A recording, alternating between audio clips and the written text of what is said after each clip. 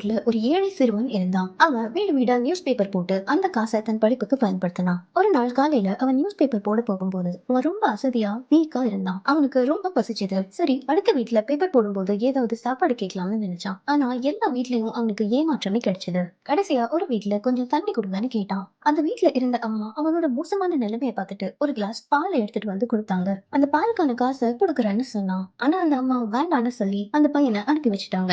பல வருடங்கள் கழிச்சு அந்த அம்மாக்கு உடம்பு சரியில்லாம போயிடுச்சு. எத்தனையோ டாக்டர் கிட்ட பார்த்தோம், சரியே ஆகல.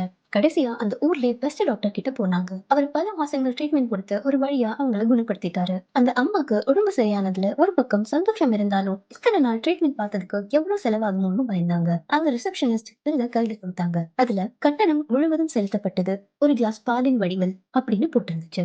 வாழ்க்கையில நம்ம செய்ய எந்த ஒரு நல்ல காரியமும் வீண் போகாது. அன்னைக்கே இல்லைனாலும் என்னைக்காவது பன்மடங்கு அதிகமா நமக்கு வந்து சேரும்.